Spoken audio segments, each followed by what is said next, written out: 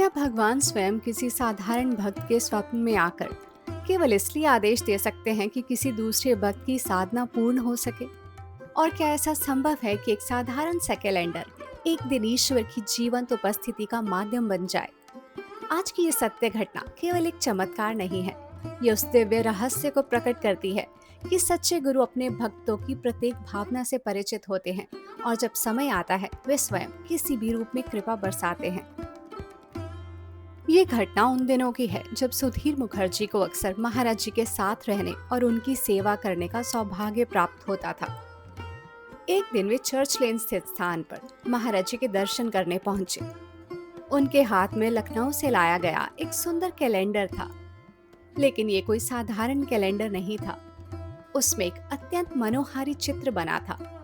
चित्र में हनुमान जी गहन ध्यान में लीन थे, परंतु आश्चर्य की बात यह थी कि वे स्वयं किसी से कुछ मांग नहीं रहे थे। वे भगवान श्री राम के ध्यान में पूरी तरह विलीन थे। चित्र में हनुमान जी का चेहरा इतना शांत था कि उसे देखते ही मन स्वतः स्थिर होने लगता था। सुधीर मुखर्जी ने श्रद्धा से वे कैलेंडर महाराज जी के सामने रख दिया।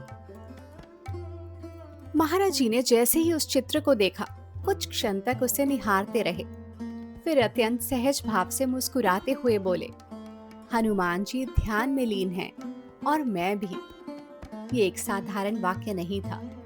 उस समय शायद वहां उपस्थित लोग इसका गहरा अर्थ नहीं समझ पाए, लेकिन आज जब हम पीछे मुड़कर देखते हैं तो ऐसा लगता है मानो महाराज जी स्वयं अपने वास्तविक स्वरूप की ओर संकेत कर रहे थे। इसके बाद उन्होंने कहा, कल इसे फ्रेम करवा देना और पास वाली अलमारी में रख देना। बस इतना ही, लेकिन जो आगे हुआ वे किसी ने कल्पना भी नहीं की थी। सुधीर मुखर्जी के मन में विचार आया, यदि इस चित्र की स्थापना हो रही है तो क्यों न उस दिन सुंदरकांड और हनुमान चालीसा का पाठ भी किया जाए। उन्होंने ये बात विनम्रता से महाराज जी के सामने रखी। महाराज जी तुरंत सहमत हो गए। फिर उन्होंने एक विशेष बात कही, सारी व्यवस्था तुम करना, लेकिन किसी को बताना मत। अब सोचिए, ना कोई निमंत्रण, ना कोई घोषणा, ना कोई प्रचार, फिर भी क्या वास्तव में ये आयोजन केवल कुछ लोगों तक सीमित रहने वाला था? अगले दिन निर्धारित समय पर चित्र को सुंदर फ्रेम में सजा कर रखा गया। हनुमान चालीसा का पाठ आरंभ हुआ। सुंदरकांड का पाठ होने लगा। पूरा वातावरण भक्ति से भर गया। लेकिन तभी एक विचित्र घटना घटने लगी।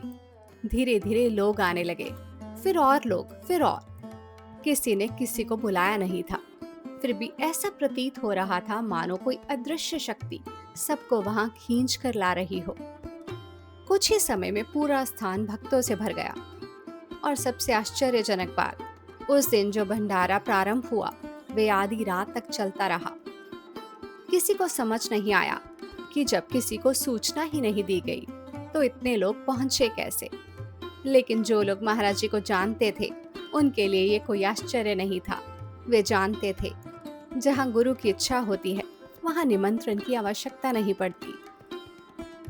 समारोह समाप्त हो गया, लेकिन सुधीर मुखर्जी के मन में अब एक नई भावना जन्म ले चुकी थी।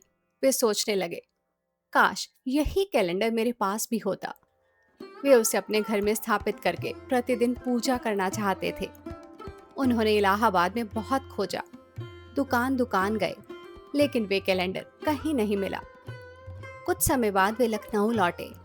वहां भी अनेक स्थानों पर खोज की, लेकिन परिणाम वही रहा, मानो वे कैलेंडर कहीं था ही नहीं। उन्होंने अपनी इच्छा किसी से विशेष रूप से नहीं कही, लेकिन क्या गुरु से कुछ छिप सकता है? कुछ दिनों बाद उनके भतीजे ने संयोगवश वही कैलेंडर देखा।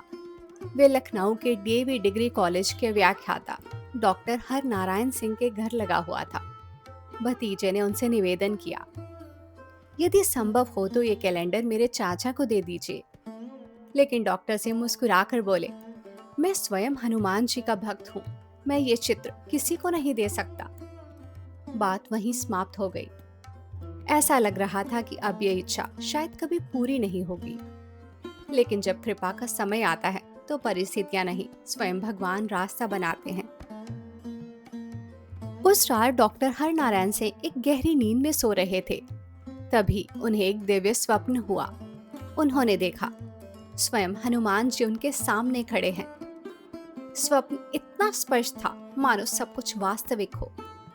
हनुमान जी ने उनसे कहा, कल सुबह ये चित्र सुधीर मुखर्जी को दे देना।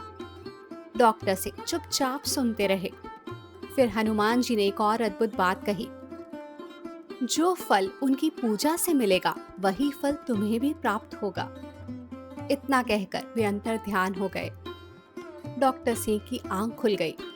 वे आश्चर्य से भर उठे। ये कोई साधारण स्वप्न नहीं था। उन्होंने तुरंत निश्चय किया, सुबह होते ही मैं वे कैलेंडर लेकर जाऊंगा। अगली सुबह सुधीर मुखर्जी अपने घर के बैठक कक्ष में बैठकर समाचार पत्र पढ़ रहे थे। तभी दरवाजे पर दस्तक हुई। एक सज्जन भीतर आए। उन्होंने अपना परिचय दिया, मैं डॉक्टर हरनारायण सिंह हूँ। फिर उन्होंने अपने हाथ में रखा वही कैलेंडर सुधीर मुखर्जी को सौंप दिया और पूरी रात का स्वप्न विस्तार से सुनाया। सुधीर मुखर्जी कुछ क्षण तक मौन रहे। उनकी आंखें नम हो गई। वे समझ चुके थे, ये किसी मनुष्य की व्यवस्था नहीं थी, ये महाराज जी की कृपा थी।